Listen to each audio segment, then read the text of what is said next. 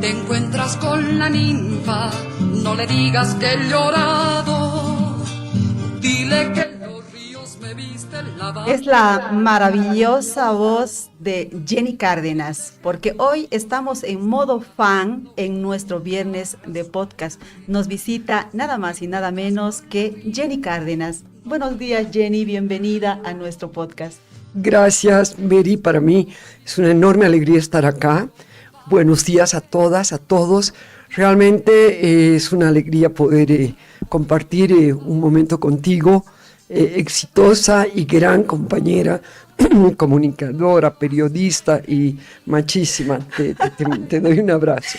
Jenny, la que tiene que dar los elogios soy yo. Jenny es compositora, guitarrista, cantautora, investigadora de la música histórica boliviana, musicóloga y socióloga. La conocemos por su música, la aplaudimos, sin embargo, tiene una sólida trayectoria en la academia, en la sociología, en la antropología. Y aunque ustedes no lo crean, amigas y amigos, tiene 5 títulos académicos. ¿Cuáles son? PhD en Antropología Social por la Universidad St. Andrews de Escocia. Máster en Musicología del Conservatorio Brasilero de Música de Río de Janeiro, Brasil. Licenciatura en Sociología por la Universidad Mayor de San Andrés. Diplomado en Crítica de Arte por la Universidad Santo Tomás de Bolivia. Diplomado en Educación Superior por la Universidad Mayor de San Andrés. Jenny, con todos esos títulos y además una artista exitosísima, ¿cómo has hecho para unir carrera académica y a la vez la carrera artística? Bueno, mira, Mary, yo he comenzado investigando para mi tesis de licenciatura, que es el primer título, digamos, ¿no? que he sacado, con una tesis sobre la música de la Guerra del Chaco. Y esto porque en realidad yo quería investigar la música de la Revolución. Mis padres han sido de la generación de la Revolución del 52. Y hablando con mi papá, yo le decía, ¿cómo fue el tema de la música durante la Revolución? Y me dijo, tienes que irte hasta la Guerra del Chaco, porque de allá surge el pensamiento y la gente que funda el MNR. Y es donde se genera una música que va a acompañar todo ese proceso. Entonces comencé haciendo una investigación con un interés legítimo, porque eran unas épocas en las que peleábamos por la recuperación de la democracia. Estábamos en la dictadura todavía el año 74, que es cuando yo ingreso a la universidad, y por lo tanto, como todas las generaciones latinoamericanas, en ese momento sobre todo sudamericanas, estábamos bajo dictaduras militares y entonces tratar de recuperar o recuperar la democracia era como que la base sobre la que partíamos en nuestra visión de mundo. Entonces, claro, mirar la historia para conocer tu país era personalmente para mí lo más importante. Y desde ese momento he continuado ligada a lo que es la sociedad, la historia y por supuesto en el marco de la música. Bueno, entonces tú has nacido y has crecido además en una familia de compositores, cantautores. Eso ha sido lo que también la carrera académica. La carrera académica, digamos, por esto que fue una herencia de alguna manera del compromiso con el país que tuvo la gente que fue en general, yo diría en general, a la guerra y luego participó en el proceso de cambio que hubo en la Revolución del 52. Pero efectivamente tengo 2 bisabuelos, un abuelo y un bisabuelo compositores. Mi bisabuelo Francisco Suárez Pando ha sido un gran director de bandas militares y he heredado el archivo de él. Y también esto ha generado, ¿no es cierto?, ese compromiso con la investigación sobre la música de las bandas militares, sobre la historia de la música. Y mi otro abuelo materno también, Raúl Villanueva, él ha sido un gran guitarrista y compositor de música criolla, de cuecas. Y repasando un poco la historia, ¿alguien fue un combatiente en la Guerra del Chaco? Mi padre. Oh. Y a él le dedico el trabajo de investigación y los 2 CDs que he grabado con música de maestros, con lo que en ese momento fue la orquesta típica de los hermanos Molina, donde cuando presenté el disco toqué y canté tangos, en fin, la música de la moda, de la generación de la Guerra del Chaco. Entonces, sí viene un poco de todo eso, ¿no? Más adelante vamos a continuar hablando sobre este tema de la relación de la música con la historia boliviana, sobre todo con estos periodos que han sido determinantes en nuestra vida nacional, las guerras, los cambios, las revoluciones y su relación con la música. Pero ahora quiero irme un poco hasta la época en que eras universitaria y seguramente has empezado a hacer esta música del canto nuevo, el canto vital, el canto de protesta. Y mi pregunta, Jenny, es si el sentido de esa música sigue vigente ahora o ha cambiado el sentido. Bueno, yo verdaderamente creo que ha cambiado la sociedad, ha cambiado la historia. Son más de 40 años, 50 años de cuando se conquistó de nuevo, se conquistó la democracia, volvió el periodo democrático, pero ha habido un momento, digamos, como de transición también dentro de si tú quieres, el horizonte de la estética y de las búsquedas de los cantautores que teníamos en la recuperación de la democracia como que una base muy sólida de cantar canción social, ¿no es cierto? Canción de compromiso. Yo creo que ahora el mundo está peor, en un sentido, ¿no es cierto? En el hecho de que, por ejemplo, la mercancía es el centro de toda la vida en todo el planeta, ¿no? En cambio, había en aquella época, al comenzar nuestros estudios, en la época todavía teníamos los sueños, teníamos las utopías de cambiar el mundo y, en consecuencia, de lograr una sociedad más igualitaria, una sociedad mejor donde todos tengamos posibilidades de acceder a lo bueno que tenía una sociedad para ofrecerle. Pero hemos visto que no nos hemos equivocado nosotros. Yo me siento en ese sentido muy orgullosa y siento que mi gran, mi gran memoria o lo que podría dejar a mis nietos es lo que ha sido la recuperación de la democracia. Para nosotros ha sido ganar eso, ¿no es cierto? Hemos ganado la democracia con todo lo que ha sido la lucha por recuperar la democracia. Pero hoy las guerras, tú ves que no tienen ninguna piedad de los centros hospitalarios, de la tercera edad, de las mujeres, y tú tienes Ucrania y tienes la otra guerra en Irán. Es realmente brutal. Tú, Jenny, has contribuido a la recuperación de la democracia con tu instrumento, que es la voz, la música. Otros han contribuido, no sé, desde la resistencia, desde las marchas e incluso desde las armas, algunos, ¿no? Pero esa contribución te ha llevado también a ser una perseguida del régimen de Banzer. Hacer una perseguida. Sí, en la última época, claro. Yo entré en el 74 a la universidad y ya el 76 comenzó a caer la dictadura, ¿no? Hay que considerar que el 71 fue el golpe militar y, claro, digamos, he estado, me han tomado presa 2 veces, como a mucha gente ha sucedido. Una por apoyar en un determinado momento una carta por apoyar a los mineros que habían entrado a Interior Mina para hacer una huelga, ¿no?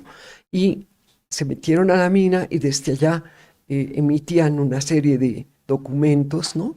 Y la carta que nosotros queríamos sacar con la Católica y la UNSA era una carta de apoyo de los artistas y los intelectuales a esa huelga que estaban haciendo en Interior Mina. Eso fue en junio del 76.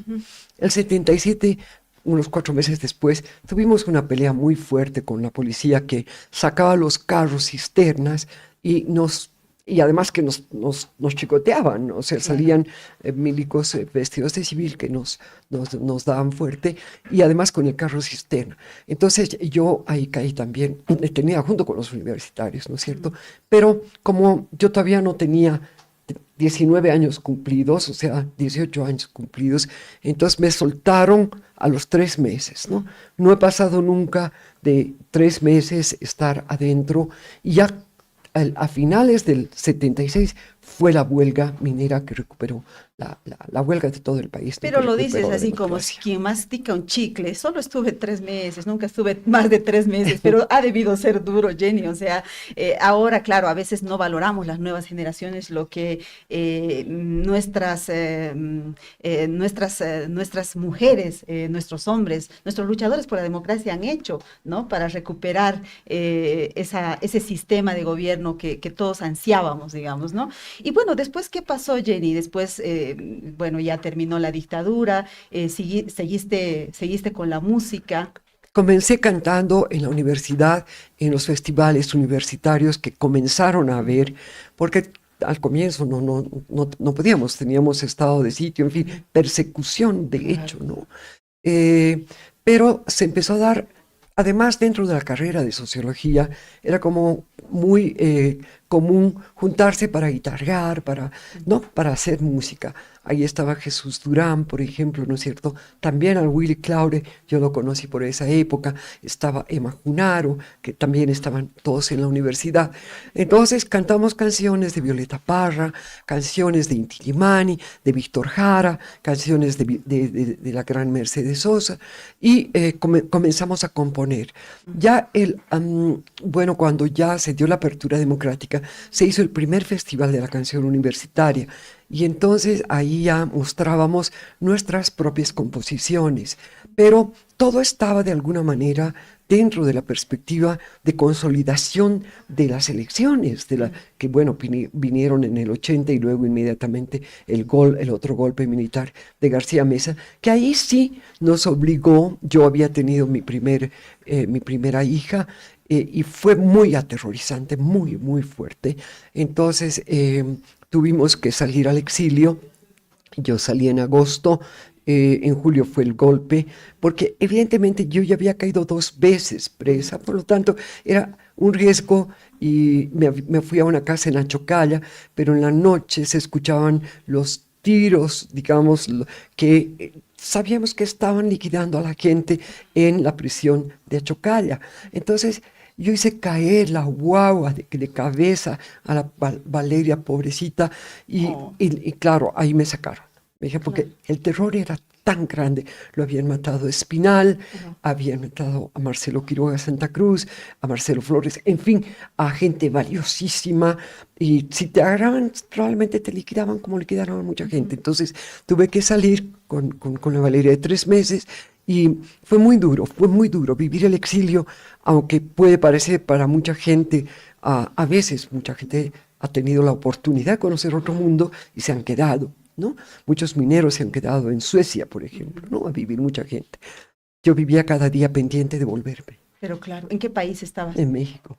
Y México es hermoso, un país de una gente generosa, solidaria, donde además compartíamos con argentinos, brasileños, uruguayos, chilenos, sobre todo, pero argentinos y uruguayos, que salieron también exiliados, porque la dictadura estaba fortísima en esa época, en esos Ujú. países. Bueno, tú has cantado con grandes músicos del mundo y quiero echar una mirada a esa relación que tuviste con músicos como Silvio Rodríguez, como Mercedes Sosa, en fin, ¿no?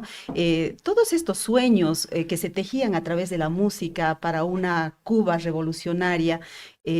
¿Cómo se han ido convirtiendo después en algo que tal vez puede ser cuestionable del régimen cubano? ¿Cómo lo ves ahora, después de haber cantado con ese sueño? ¿Cómo ves ahora la Cuba actual? Eh, bueno, o sea, he cantado en 3 oportunidades con el Silvio Rodríguez, ¿no? Ujú, Acá en Bolivia 2 veces cuando él llegó, ¿no? En los años 80, el 82 y el 83. El 82 cuando se recuperó la democracia, y ujú, el 83 cuando él vino a cantar, ya con otros cantautores de Cuba. ujú, Teníamos pues la utopía y la idea de que Cuba era el paraíso ujú. total, ¿no es cierto? Como todavía mucha gente, creo que tal vez tiene todavía esa idea.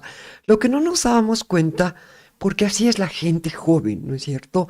Y porque la historia todavía no nos estaba cayendo eh, como nos ha caído después, ¿no es cierto? Y darte cuenta que en realidad Cuba es un país que está, ¿cómo se dice? Su- Aprisionado, ¿te das cuenta? Raptado, apropiado por un grupo de personas y familias que han controlado el poder 50 años y que la gente no ha tenido la posibilidad de ver otra manera que no sea la que la posibilidad que le daba el gobierno de los cubanos. Pero esas utopías que pensábamos podían pasar y que era cambiar el mundo, pensábamos que por el hecho que tenía buena salud y el tema de la salud de Cuba fue todo digamos, una noticia para el mundo entero. Claro. ¿Quién no quería ir a Cuba a tener acceso a esa medicina cuando lo necesitaron? Por otra parte, en el arte, efectivamente habían grandes artistas como Leo Brauer, uno de los mejores guitarristas del mundo. Teníamos músicos, no solamente bailarines, cine. La escuela de cine cubano ha sido enorme, importante. En fin, por otra parte, los Juegos Olímpicos eran como una pauta. Tú decías, estos cubanos, mira cómo sacan los primeros puestos. Entonces te daba una idea de una sociedad distinta, Claro. ¿no? A la que le hacían mala fama.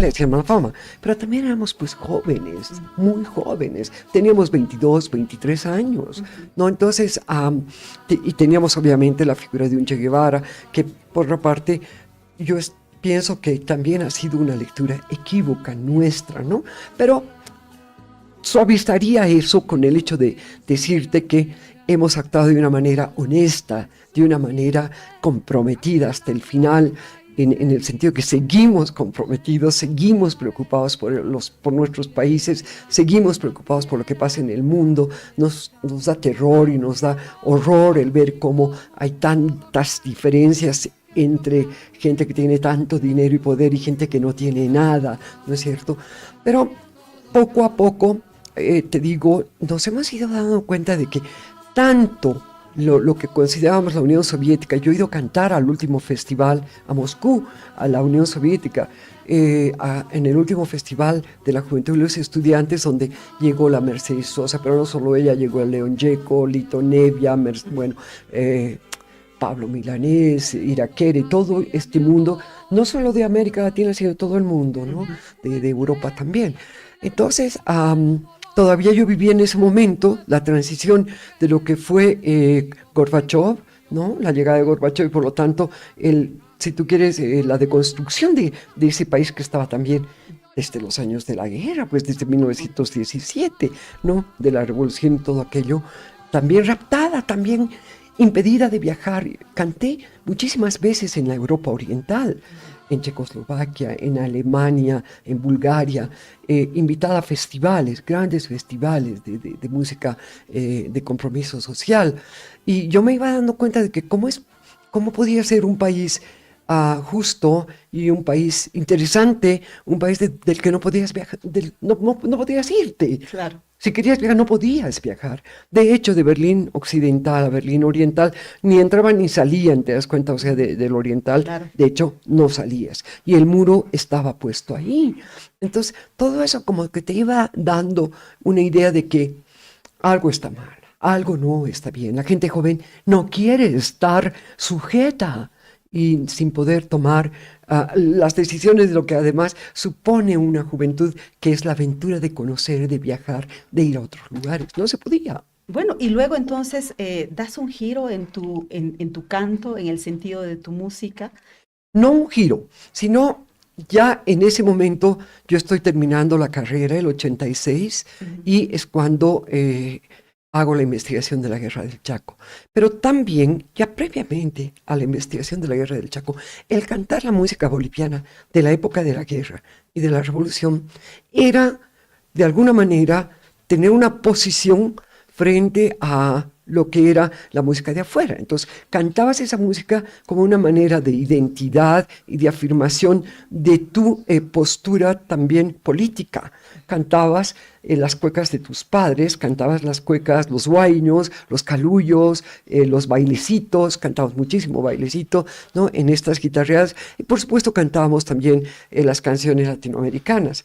Pero fue como más que haberse dado a un cambio, fue una transición hacia lo que fue ya mi carrera como investigadora y también como, bueno, rescatadora de alguna manera de toda la memoria musical del De país. esa parte de tu carrera quiero hablar más en profundidad, pero queremos hacerlo luego de la pausa, así es que espérenos por favor unos segundos. Ahorita volvemos. Esta es la historia de un banco que se hizo grande gracias a su gente. Es la historia de Don Julio, que cada mañana convierte esfuerzo en trabajo. De Teresa, que todos los días apuesta por un mañana mejor. De Juan, que no descansa para que la gente avance. De Doña María, que cocina con las manos y sueña con el corazón. De Pedro y Alicia, que encontraron el lugar donde empieza su historia. Es la historia de Doña Naira, que convirtió constancia en oportunidades. De Ernesto, que sabe que cada semilla es futuro. Es la historia de los que hacen, creen y sueñan. Esta es la historia de un banco que hace 35 años crece junto a su gente. Banco Económico, el banco de nuestra gente. Esta entidad es supervisada por ASFI.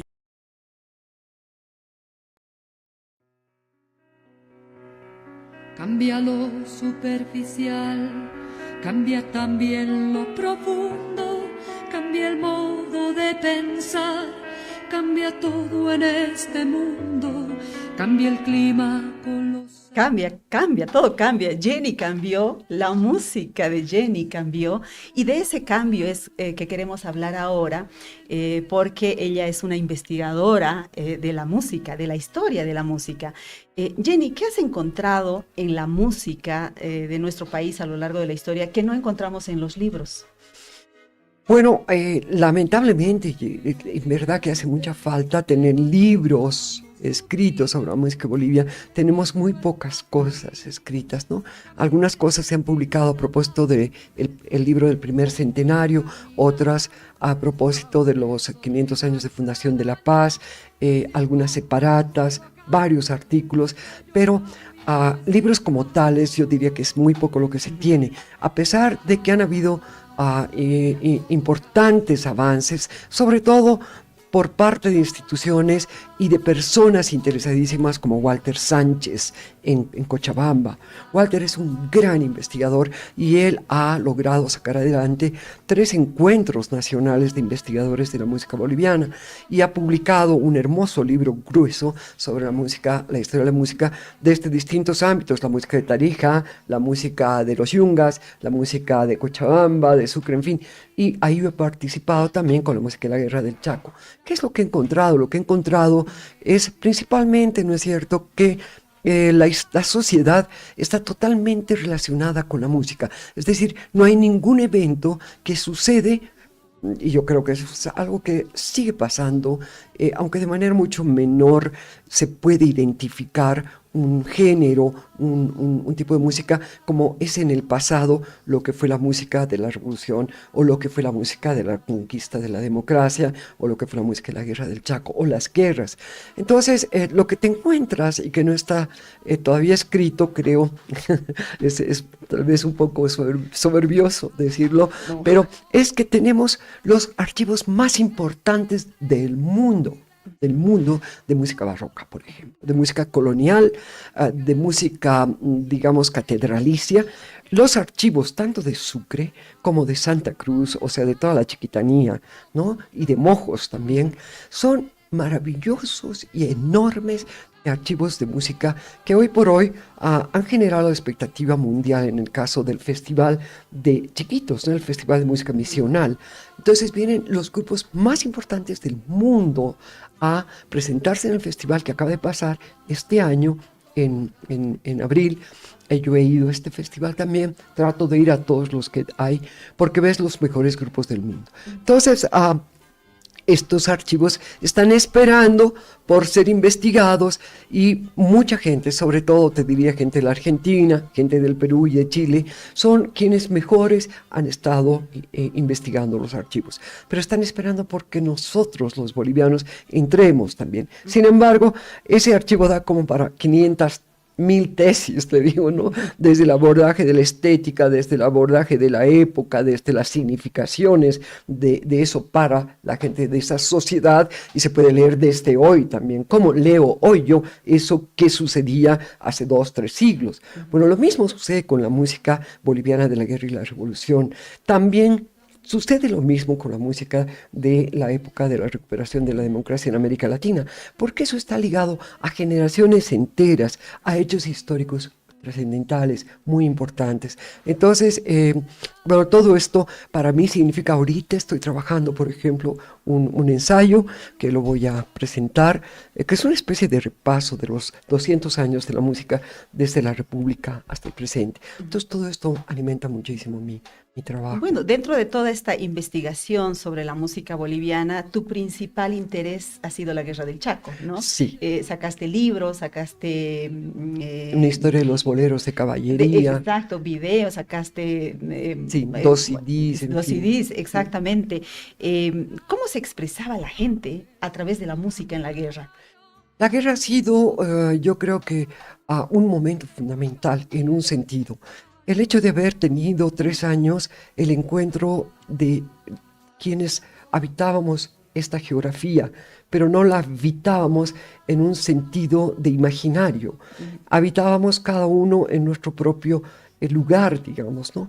Pero fue la primera vez, por ejemplo, que llegó gente de Santa Cruz, llegó gente de Beni, llegó gente, por supuesto, del sur, de Tarija, el destacamento 111, famosísimo, que partió de Sucre, de la ciudad de Sucre, de Chuquisaca.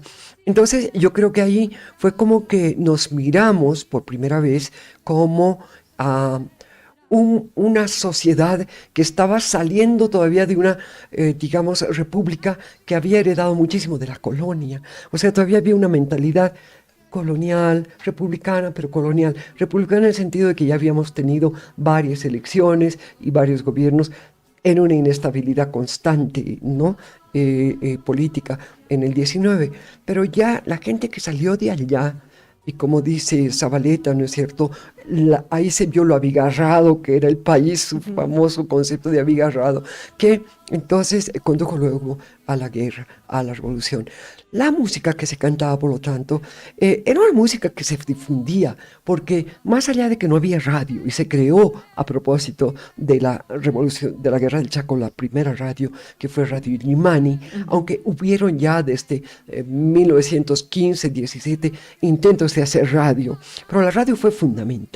Fue fundamental porque generó un imaginario nacional y generó la presencia de un Estado, la presencia de un gobierno, si tú quieres, pero de un Estado, ¿no? En todo el país, porque ese noticiero se escuchaba en todo el país justamente para saber cómo estaban las cosas en la guerra. Por lo tanto, esto era fundamental porque además la música ahí le daba sostenibilidad a la voz de la radio. Es decir, ¿de dónde de una caja sale una voz que te dice cosas y tú nunca en tu vida, ¿qué es esto? Claro. Entonces ponían radios en las esquinas de las plazas o de los, digamos, farmacias. Lugares donde la gente se juntaba para escuchar las noticias. Solo daban 3 horas en un horario por la mañana y 3 horas por la noche. Entonces, lo que sostenía esas 2 o 3 horas era la música. Cada 15 minutos, ¡pa!, música. Y ahí venía música principalmente boliviana, en vivo, muchísima música en vivo. Pero también la discografía ya había comenzado por 1917, 1909, o sea, todo lo que era la música de vitrolas, los discos de 78, la música de pianolas, etcétera, eran ya reproducciones mecánicas que permitían, por lo tanto, una llegada mucho mayor, una amplificación o una difusión mayor de la música. pero fue la música la que tuvo la posibilidad de dar voz a esta presencia del Estado, porque lo primero fue una radio del Estado. Entonces, en ese sentido, aportó muchísimo a la creación de una identidad nacional, ¿no? Y luego esa música se heredó y se consolidó la revolución ya con el rescate de músicas en aymara, de los cantus de Charazani, de los cantus de toda la provincia de Camacho y Bautista Saavedra, que se incorporaron a la revolución del 52, que vino con la reforma agraria principalmente, el voto universal, las nacionalizaciones, ya sabes todo lo que pasó. Me impresiona lo que puede ser capaz de hacer la música en torno a una causa, ¿no? En cómo puede cohesionar, por ejemplo, a un país en torno a un objetivo nacional. Y te quería preguntar si se usó la música, por ejemplo, para reclutar soldados. Totalmente. Ahí la banda fue fundamental. Las bandas salían y tocaban en las calles, me cuenta mi padre, y me cuentan los testimonios de voces de otros beneméritos, que era tan poderoso, y es que lo es, la música tiene un poder extraordinario. Yo pongo en mi libro de los boleros, cuando tú tienes a Hamelin, el flautista, se los lleva a todos, los cautiva, y no le cumplen y se los lleva, y nunca más vuelven a ver a estos niños. En todo caso, la guerra es algo así, te llevan a la guerra, y tú en la guerra, y con estas marchas, estos himnos, se enfervoriza, ¿no es cierto?, esta emoción patriótica de brindar, de sacrificarse por la patria, ¿no es cierto? Y evidentemente fueron a morir a la guerra, fueron a morir. Entonces se los despedía con boleros de caballería, pero con cuecas, con guaiños, con todo tipo de música, con carnavalitos, con taquiraris, y volvían y se los recibía con la banda. Las bandas fueron hasta los propios lugares de la guerra, o sea, fueron mismo donde estaban las luchas, e inclusive, bueno, muchos llevaron sus instrumentos y se construyeron otros instrumentos dentro de la guerra. Pero quiero decir que las bandas han sido fundamentales, y se han formado desde el siglo XIX, ¿no? Ya después de la República es donde comienza la presencia de las bandas, ¿no? Las bandas que llegan con San Martín, que llegan con Simón Bolívar, con Sucre, llegan con sus bandas. Y obviamente se intercambian los bambucos y lo que era la zamacueca desde el Perú, que, en fin, todo eso hace parte de la generación de una identidad con un momento histórico. En la independencia con la independencia, ¿no? En la guerra con Bolivia, con el hecho de defender la frontera, etc. Entonces, las bandas han sido fundamentales. Y después las bandas se vuelven esto que es el folclore. No existiría esta poderosísima presencia de lo folclórico en la entrada del Gran Poder, en los carnavales, etc. Una masa sonora enorme que te muestra, acabo de presentar un artículo sobre eso, el poder enorme de juntar 7,000 músicos tocando juntos, en lo que es ese encuentro de bandas monumental, único en el mundo. Entonces, esta es la gran importancia de las bandas, pero sobre todo la cuestión de interpelar la emotividad, interpelar la conciencia de la gente para llevarla a hacer cosas. Mira, te cuento que nos están escribiendo, porque nos están siguiendo, escuchándote, dice Mauricio Virreira, dice buenos días y saludos a Jenny, preguntarle cuál es su visión actual sobre nuestro país, sobre todo en los conflictos en los que nos encontramos, en nuestra realidad polarizada, si somos viables en este contexto internacional también tan convulsionado. Luego vamos a ir respondiendo las preguntas. Barclau nos dice, esta era la señora que cantaba La Malinche, Jayaya y demás canciones de protesta, dice, pregunta. Jimena Navarro nos dice, hermoso concierto el que dio en Nueva York, con música que recopiló de la Guerra del Chaco. Les agradecemos por estar atentos a nuestro podcast. Vamos a ir a una breve pausa y enseguida volvemos porque queremos ahora sí hablar de la actualidad, de la democracia, de lo que estamos viviendo en Bolivia con Jenny Cárdenas. Enseguida. Paquetes diseñados para ti, desde 70 invitados en adelante, organización completa y detalles que marca la diferencia. Más información al 715-55-170.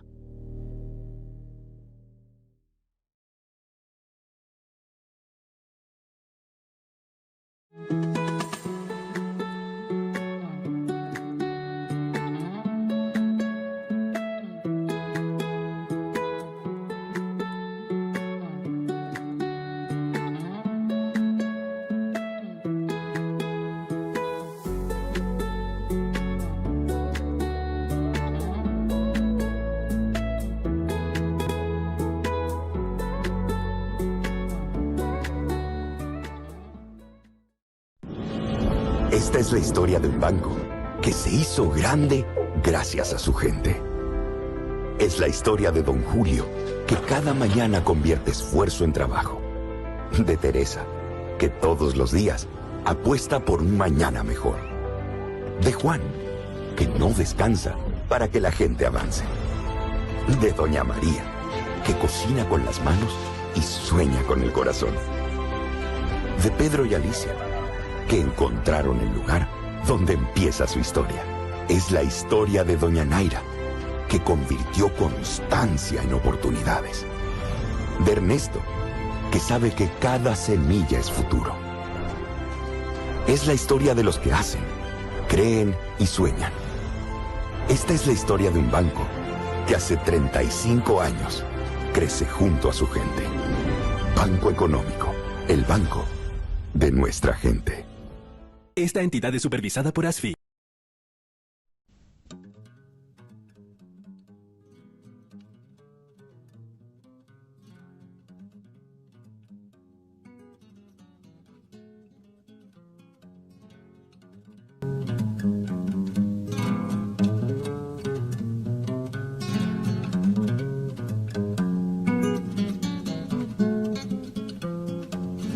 Desde lejos yo regreso, ya te tengo en mi mirada, ya contemplo en tu infinito mis montañas.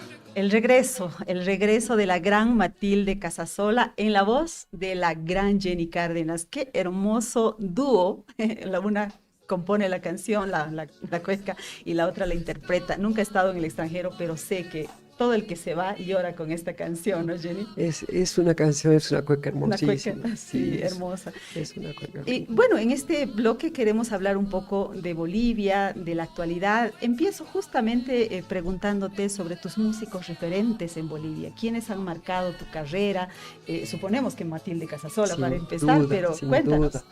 Bueno, pues Matilde, digamos, fue para mí fundamental cuando por allá, por el año 74, ¿no? 75, Matilde ya era conocida sobre todo en algunos sectores de músicos, pintores, de literatos, en fin. Y ella tocaba en la Peña Naira, tenía presentaciones en la Peña Naira.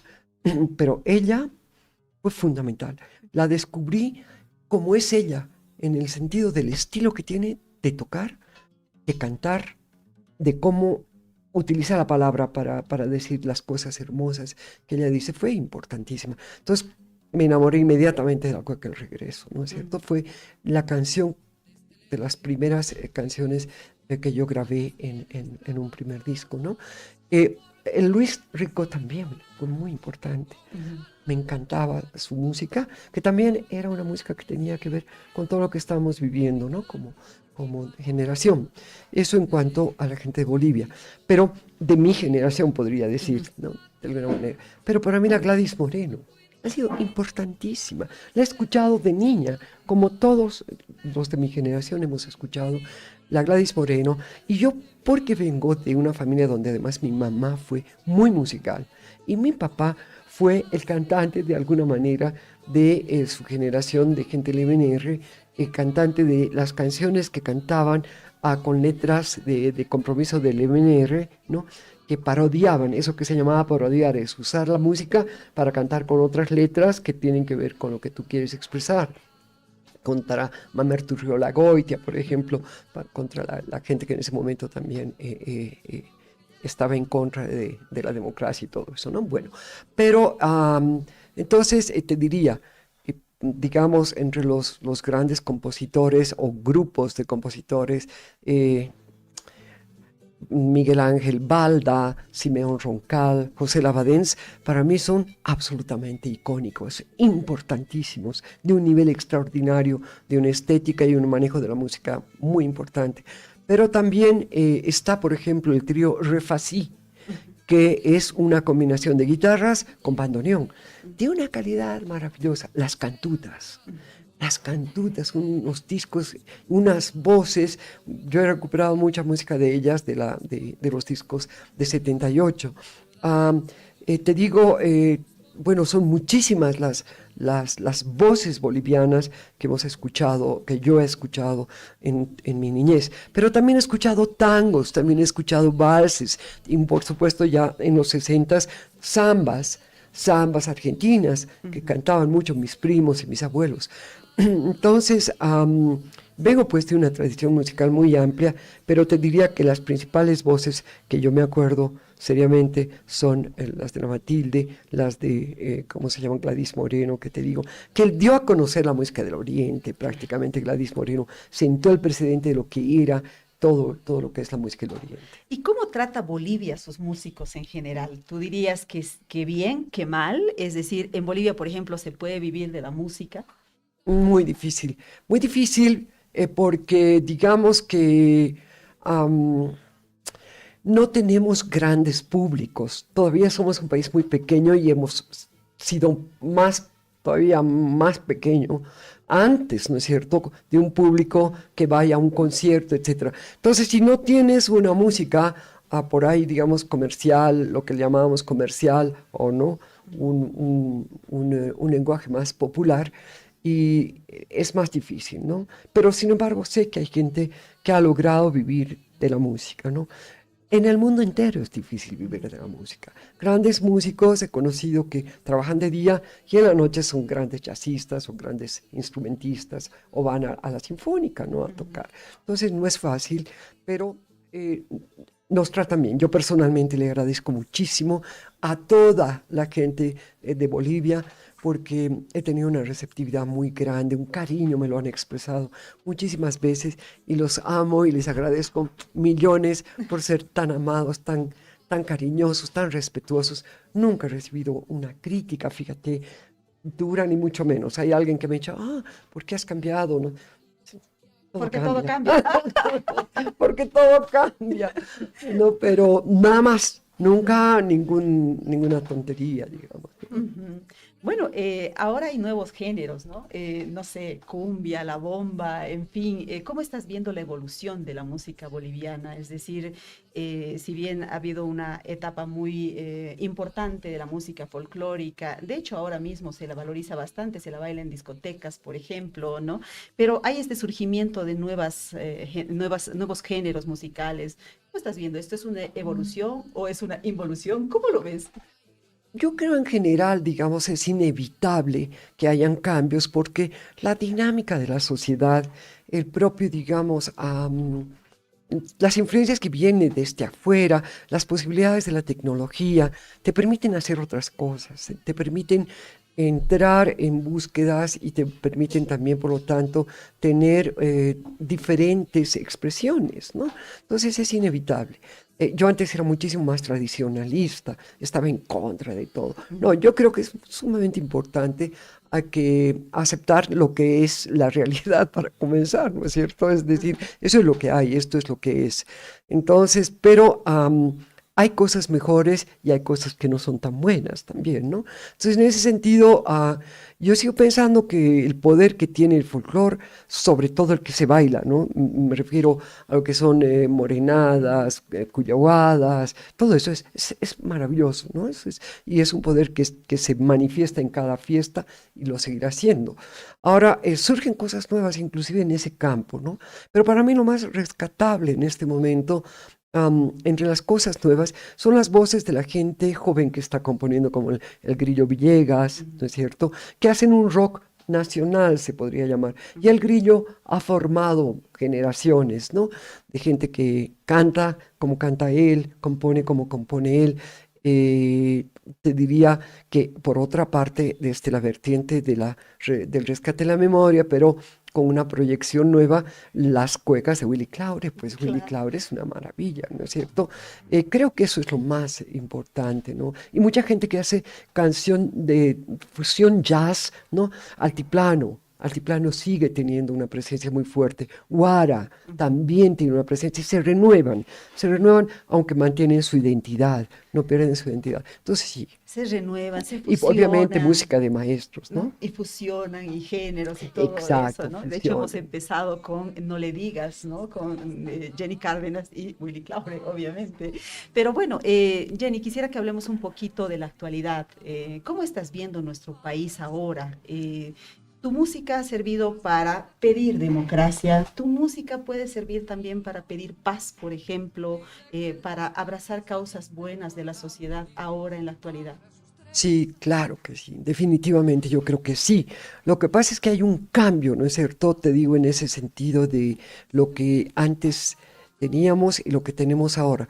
Y en este momento, sobre todo, pienso yo que nuestro país necesita voces que, digamos, den una perspectiva positiva al país, le den esperanza al país, ¿no? Yo no creo que nuestro país se va a acabar, no lo creo. No creo que nuestro país se va a destruir, no lo creo. Hemos llegado muchas veces a los límites más grandes, como ahora. Este es un límite, ¿no es cierto? Nunca habíamos vivido lo que estamos viviendo ahora. Es muy fuerte, es tremendamente triste, preocupante, angustiante. Yo vivo en Achocalla, he vivido encerrada 40 días, porque no podía salir y tampoco uno puede caminar kilómetros para salir. Claro. En fin. He tenido algunas posibilidades de tomar minibuses en unos días y ahora se ha abierto, pero no hay gasolina, Claro. entonces tampoco es muy fácil moverse. Entonces, pero lo mío es un chiste, una anécdota en relación a lo que vive la gente que no tiene cosas. Entonces, la pobreza, la pérdida de tu poco capital que pones para poner un negocio, la gente que está en las carreteras, realmente me duele el alma, me parte el alma, Mary, lo que estamos viviendo, ¿no? Esta situación es tremenda y yo me imagino que vamos a salir adelante, vamos a tener que entendernos, porque ni la gente que bloquea, que son dirigentes los que obligan a la gente, la amenazan, le ponen multas. Te lo digo porque vivo en Achocalla. Y eso es lo que pasa, lo veo. Y porque obviamente es gente que es manipulable por la necesidad o porque son cómplices y están dentro de toda la cuestión del narcotráfico. En fin, es un tema complejo, terrorífico. 20 años nos han dejado esto por resultado. Teníamos que saber que no iba a ser fácil un cambio. 20 años, es un mundo. 7 años de dictadura nos habían dejado, pero así destruidos. 20 años, además con una prebenda, etcétera. Sabemos todo lo que ha pasado, ¿no? Con esos 20 años. Nunca en mi vida me había imaginado que saliendo de ser presidente vayas directo a la cárcel, pues, por favor.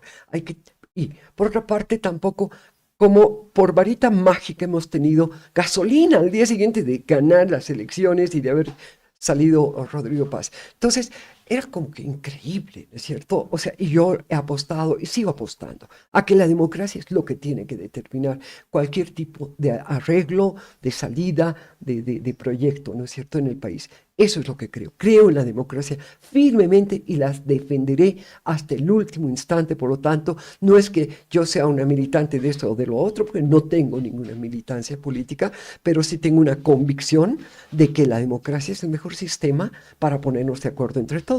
De hecho, el diálogo me parece importante. Lo que no entiendo muy bien es hasta dónde vamos a estirar, ¿no es cierto?, la pitita. ¿No?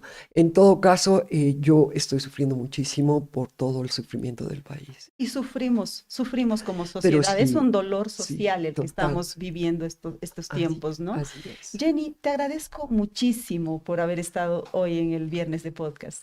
Yo soy quien agradece y te felicito, te agradezco en verdad, y a todos quienes están viendo les mando un abrazo enorme y cariñoso, y hay que apoyar el país, salir adelante, proponernos sacar adelante este hermoso país que tiene un destino a momentos muy trágicos, pero somos fuertes, vamos a salir adelante. Bueno, amigas, amigos de Sin Maquillaje con Mary Vaca, ustedes seguramente conocen a esta enorme artista boliviana, pero hoy además hemos querido hablar con la socióloga, con la antropóloga, con la musicóloga, con la historiadora de la música boliviana. Es decir, es una mujer completa, es una mujer maravillosa. Les agradecemos por habernos seguido en nuestro viernes de podcast. Enseguida viene Brújula Streaming con Raúl Peñaranda y Diego Ayo. No se desprendan de nuestros canales. Muchas gracias al equipo técnico que ha hecho posible hoy nuestra emisión, César González, Anabel Vaca y Cristian Ponce. Nos vemos el martes, porque el lunes es feriado. Nos vemos el martes y esperamos que con mejores noticias para el país.